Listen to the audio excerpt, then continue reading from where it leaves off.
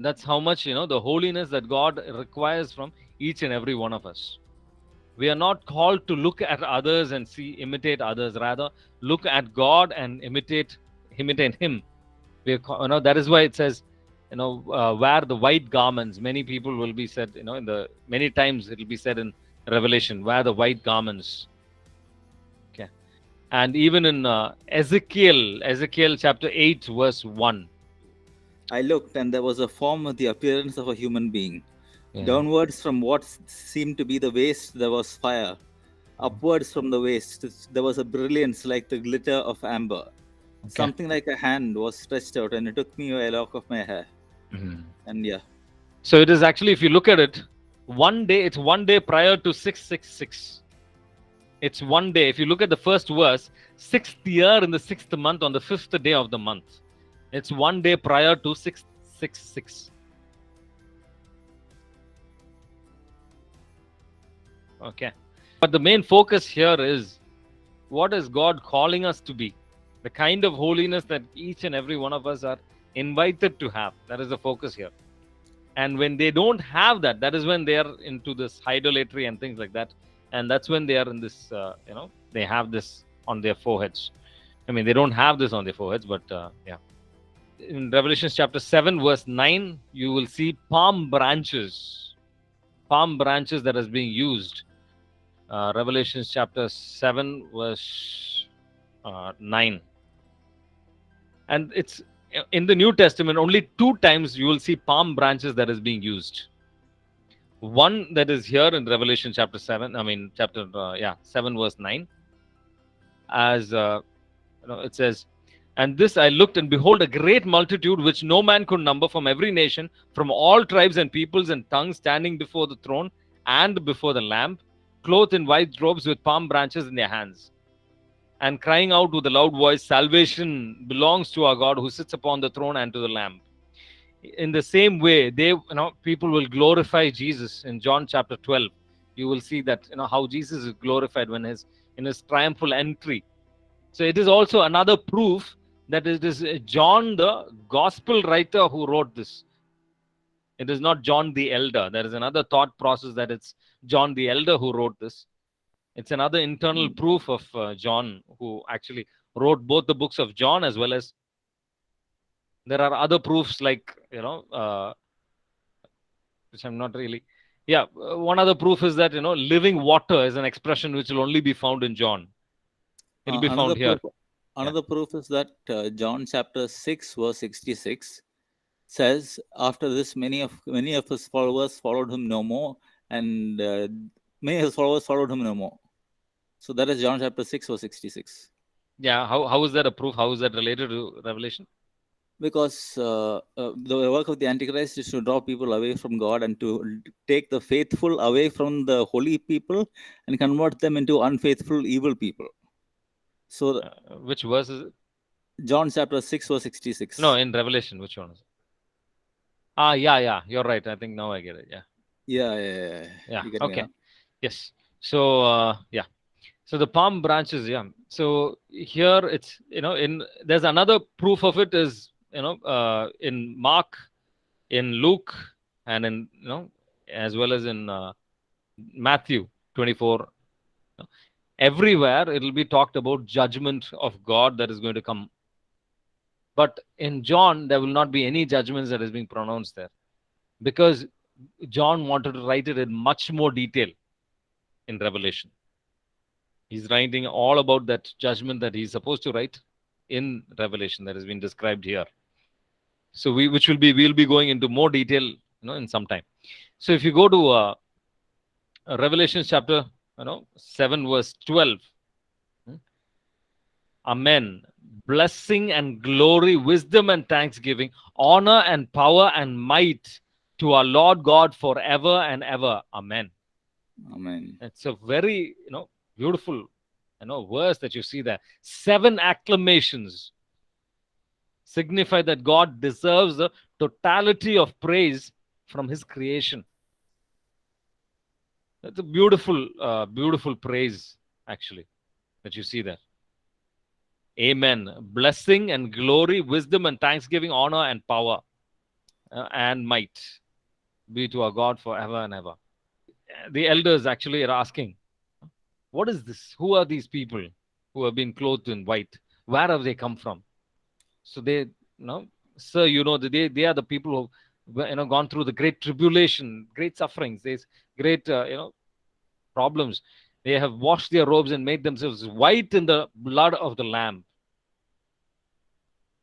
Washed. When you blood of the Lamb, it should become red color, right? But instead of red color, what is happening there? It's becoming white. So there are many ironic, ironic themes that you see there, but with a lot of different inner symbolism. As you all know, it is a purification from sin. Lion, the Lion of Judah is standing as a lamb. So different kind of, symbolisms there. So when it comes to Revelation, there is a lot of, it's going to be slow when it comes to meditating on it. Obviously, when you read it itself, you would have experienced that. The great tribulation, the great distress triggered. This is the great distress that is being triggered by the seals, opening of the seals in chapter 6 that is being referred to over here. What Jesus warned that Roman world that would engulf the Roman world, in violent conquest of Jerusalem that we see in Matthew chapter 24, verse 21 on things like that. So there are people who link it to the Domitian persecution of Christians as such. Whichever way you look at it, in all these things, you can see one important thing that you need to focus on is the temporary nature of these persecutions, because God is inviting each and every one of us to focus on the eternal, that is heaven, where hunger, thirst, sun, none of these, will harm us anymore. Before the throne of the Lord, we will worship Him, and God, the Lamb of God, that is Jesus, in the midst of the throne, will be our shepherd. He will guide us to springs of living water, and He will wipe away all of our tears. Suffering is a portion in which we will experience in our worldly life. So if you look at these things, how is it? What is the if you look at it, the Old Testament imagery that is being actually read out here, there's another thing also that you need to look at. There is no there's no sun, or there is no sun.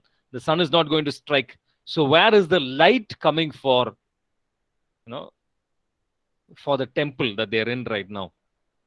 If you look at Revelation chapter 21 verse 23, it will clearly say that the light is God's glory itself. 21 verse 23. God's glory will be the light.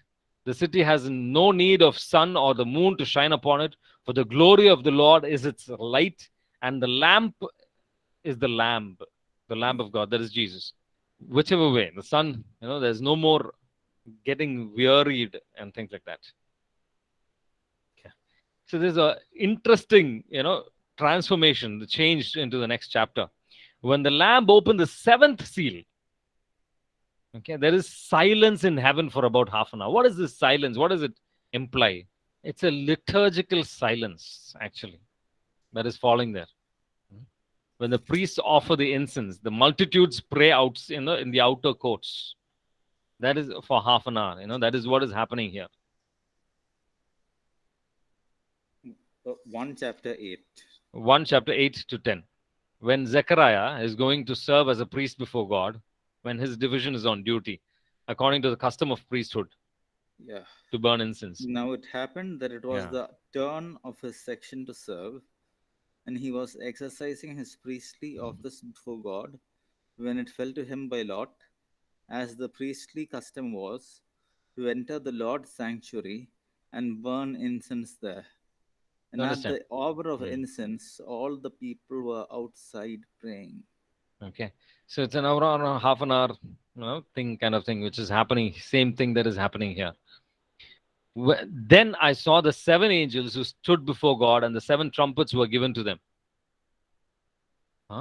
And another angel came and stood at the altar with a golden censer, and he was given much incense to mingle with the prayers of all the saints upon the golden altar before the throne. And the smoke of the incense rose with the prayers of the saints from the hand of the angel before God.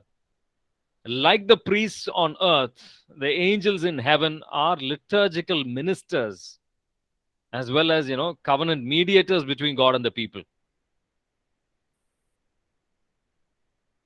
So they are vested just like the priests. If you go to chapter 15, verse 6, in Revelation itself, you will see that.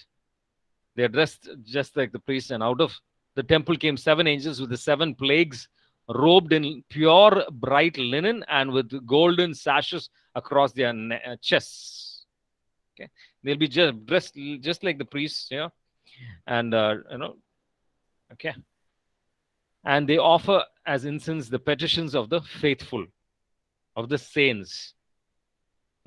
So the company of all the saints, including those in heaven, such as the martyrs that are there in chapter 6, verse 9 to 11, and chapter 7, verse 13 to 14. All their prayers, are going there, including our prayers. So there are 2 things that you need to be looking at, our intercession. Obviously, that is, taken up there, as well as our intercession to the saints. They have no one else to pray for. They don't need to pray for themselves. They are praying for us. Our prayers for the world, our intercession also is valued there. You can see there.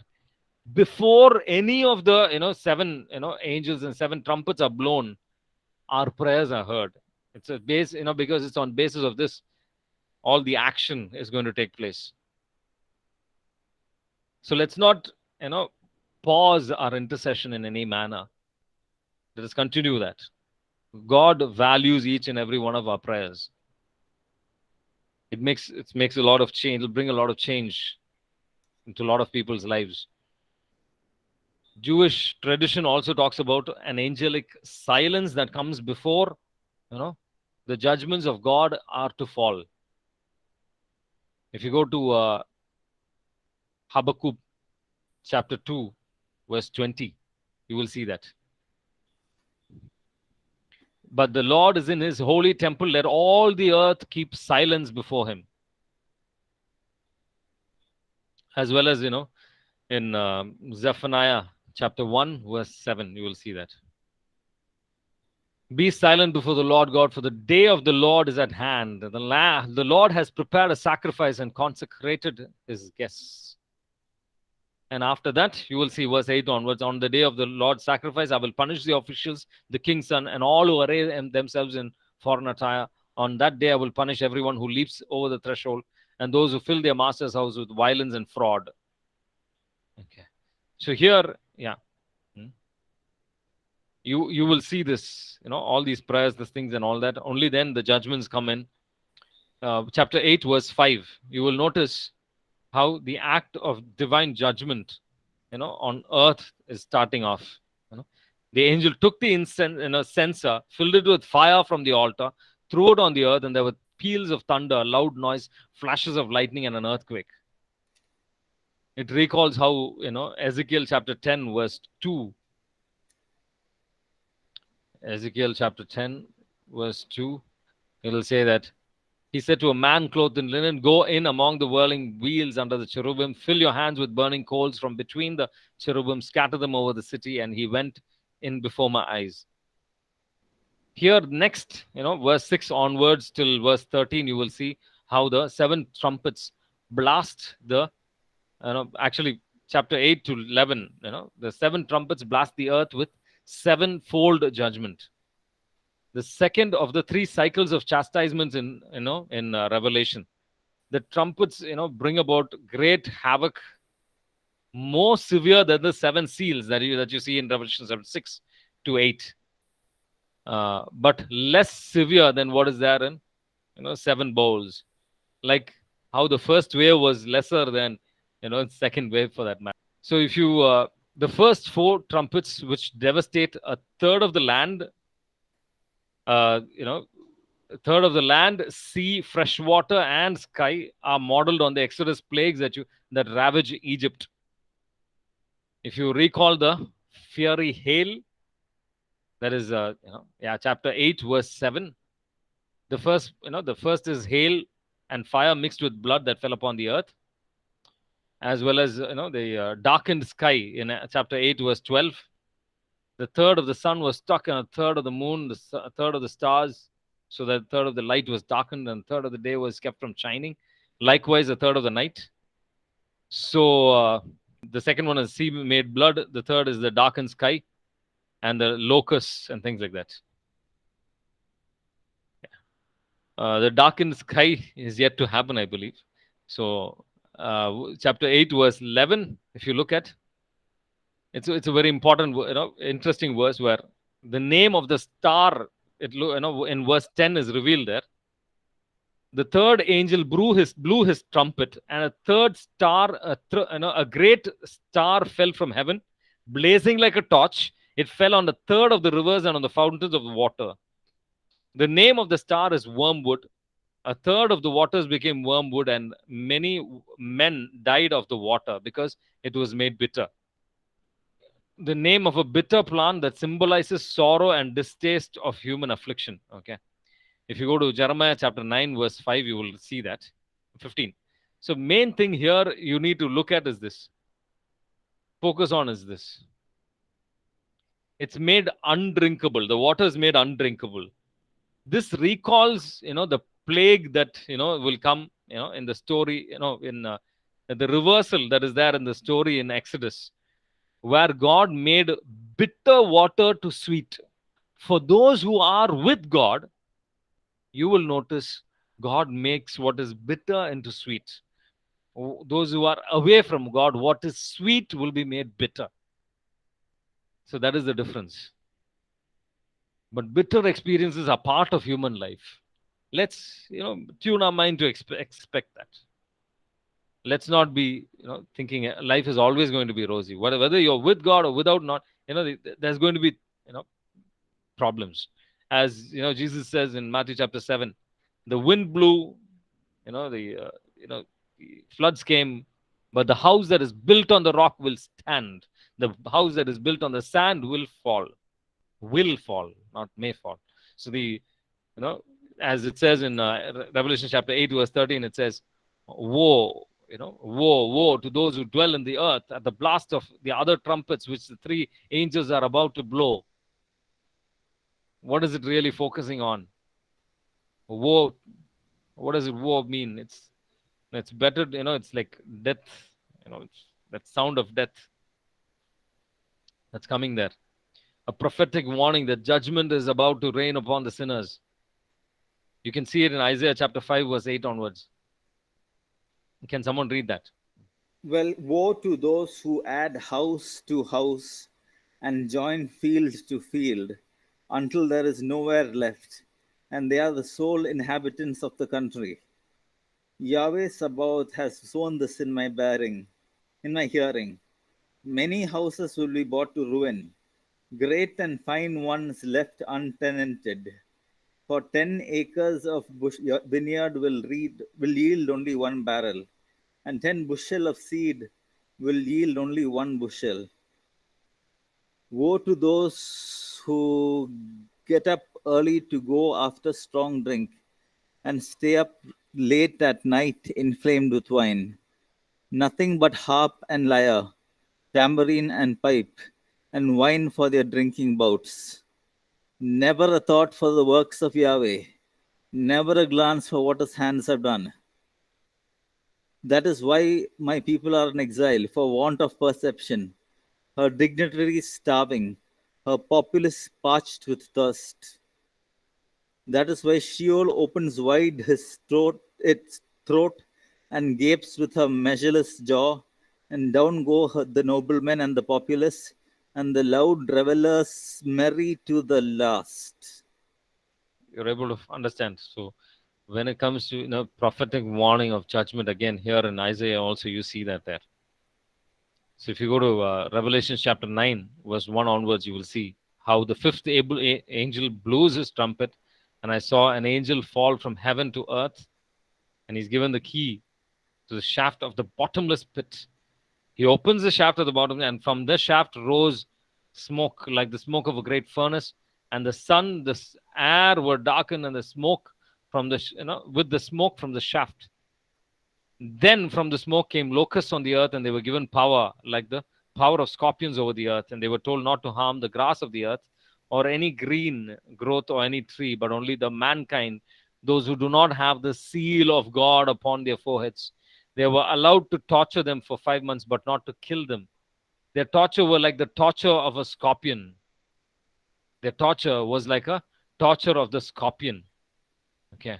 So when it stings a man, and in those days, men will seek death, but will not find it. They will long to die, but death will fly away from them. Sounds like this word depression that we hear nowadays. People are, they know they have to live, but they want to die. Okay, so if you go to this, it's a demon that is being actually released, that you notice there, and from the bottomless pit. Yeah. You see that, yeah. And it's the same kind of demon, a fallen angel that you see there in chapter 8 verse 10. A great star fell from heaven. It's the same symbolism that's being used here as well. A great star. I saw a star falling from heaven to earth, and he was given, a star is called with he, was given the the key to bring about all. You will see this same in chapter 12 verse 4 as well. His tail swept up a third of the stars of heaven and cast them down to the earth. In Psalm chapter 9 verse 17, actually, you will see, the wicked shall depart to Sheol, all the nations that forget God. Forgetting God. Just about forgetting God is enough. I'm happy with, everything is fine in my life. Everything is going what the way I expect it. That in itself is enough. You understand? For just forgetting God is enough. So if you go to later on, if you go to the verse 4, the seal of protection, as I was saying earlier, which God is placing upon, by consecrating them, what as each as priests as such, God is giving them a great kind of protection there. So if you go to verse 11, they will have as king over them the angel of the bottomless pit.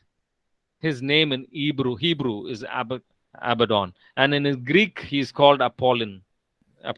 So that means destruction. In Greek it means the destroyer. Okay. So this former is actually associated again with the underworld. If you go to Job chapter 26 verse 6, you will see how Sheol is naked before God. Abaddon has no covering. So meaning that nothing can escape the eye of God. Nothing happens in our life without the express knowledge of God. However evil, however this thing, difficult, it is, circumstance it is. Not that everything is something, sin is something God wills in our life. Someone sinning against us, there is something called free will, but still, what the focus here is this. Here, how the judgment of God is being unveiled. The king over them. So they have king over them, the angel of the bottomless pit. His name is the destroyer. The destroyer is the king, and the wars, which are still to come, that is coming in their lives. You will see that the sixth trumpet is the most, one of the most important trumpets that you see there. Here, it unbinds the 4 demons. God, they will hear a voice, from the altar, the golden altar before God, saying to the sixth angel who had this trumpet, release the 4 angels who are bound in the great Euphrates. And the 4 angels are released who held ready for the hour, the day, the month, and the year to kill a third of the mankind. The number of the troops of Calvary were twice 10,000. I heard their number. This is how I saw the horses in my vision. The riders wore breastplates, the color of fire and of a sapphire and of sulfur. So what is all this? The golden altar and things like that. The heavenly altar of incense, where the prayers of the saints are ascending before God. Like the earthly counterpart, it has 4 horns, from its 4 corners that you will see as you see in Exodus chapter 37. 37 verse 25 to he made the altar of incense of acacia wood and things like that.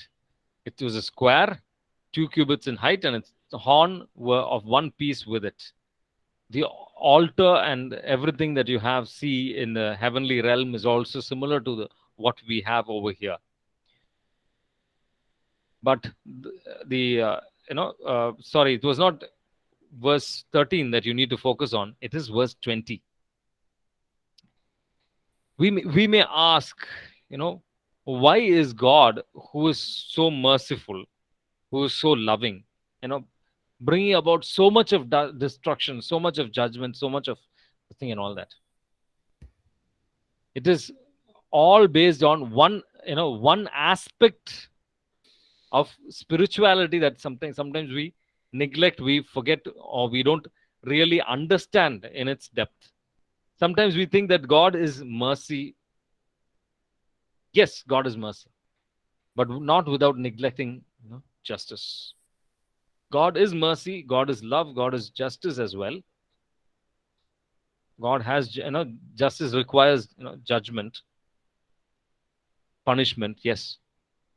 But you need to focus on that verse 20 in Revelation chapter 9, verse 20, where it says, the rest of the mankind who were not killed by these plagues did not repent of the works of their hands or give up worshipping demons and idols of gold and silver, bronze, stone, or wood, which can neither see, hear, or walk, nor did they repent of their murders or their sorceries or their immorality or their thefts. God is waiting for his children to turn back. The message of repentance started not just with the gospel, it's been sent out even by the prophets. Message of repentance is a call that is being sent out by God to mankind in every circumstance of our lives. And it is, it's for repentance that these judgments, these punishments and all are coming. As it says in Hebrews chapter 12, verse 4 onwards, you will see, verse 5, I believe will be better. And have you forgotten the exhortation which addresses you as sons? My son, do not regard lightly the discipline of the Lord, nor lose courage when you are punished by him. For the Lord disciplines whom he loves and chastises every son whom he receives. It is for discipline whom that you have to endure. God is treating you as sons. For what son is there whom his father does not discipline? If you are left without discipline, in which all have participated, then you are illegitimate children and not sons. We are called to be part of this discipline that God has, God wants us to be, his children, to be transformed into his image and likeness. And what is this all for? Nothing but holiness. Besides this, we have had earthly fathers to discipline us, and we respected them. Shall we not be more subject to the Father of spirits and live? For they disciplined us for a short time at their pleasure, but he disciplines us for our good, that we may be sharing in his holiness. And he goes on to say, for the moment all discipline seems painful rather than pleasant, but it yields the peaceful fruit of righteousness to those who have been trained by it. Therefore, lift your drooping hands and strengthen your weak knees. Make straight the paths of your feet, so that what is lame may not put out of joint, but that rather be healed. But the problem is, the more people, who are sinful, who are in the depths of sin, who do not want to repent, who hate discipline and things like that, like how Esau was, they will go into a deeper and more deeper sin. Yes, Thomas, what were you coming to ask? Sorry, my mic was on mute. Yes, okay. There are a few people who are disciplined, very few, and there are some who are not. And the vast majority of those who are not disciplined suffer no evil from doing wrong, but the few who do suffer correction from God are so few as to make me wonder, is all the earth going to perish? How many are not accepting the discipline, and how few are those who look for Christ's judgments? As I believe it's in Revelation, or chapter 4, I believe. Mm. So he says, it's more like a call for justice that you will see that. Okay. So yeah, in verse 6, chapter 6, I believe. Oh, holy, and when this fifth seal, seven seals are there. This is the seven trumpets that we're going through right now. In this fifth seal, I saw under the altar the house of souls. The altar of souls, those who had been slain for the word of God and for the witness that they had borne. They cried out with a loud voice, "O sovereign Lord, holy and true, how long it will be before you judge and avenge our blood on those who dwell upon the earth?" Then they were each given a white robe and told to rest a little while longer until the number of their fellow servants and their fellow brethren should be complete, who were to be killed as they themselves had been. My question is always the same. Let me finish. Let me Uh, finish. Let me finish. okay. So the focus here is this: there is a time of tribulation. There is a time of this thing. Okay, and as you see there, there is a multitude that will also come. Before God, that has been saved by God, and the lamp. The parable of the lamp. There is 50%, the 5% which is going to God, the 50% which is staying out, who don't have their oil in their lamps. That is good works. You can take it as good works. Yes, there are people who will not accept discipline. There are people who will accept it and try to journey on, not to be cursed by the Lord, as the fig tree was cursed. Mm. So yes, that's where our, if you feel that agony within your heart, it's an invitation to pray. Just 2 days back, I had my the person who works at my home, the servant, she's a Hindu, but her daughter is a Christian.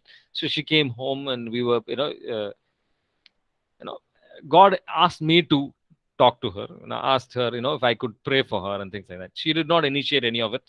I initiated it. It was an inspiration from the Lord, and I could see God, gave her some, delivered her and things like that. So I was able to pray for her again. Yesterday she came and we prayed.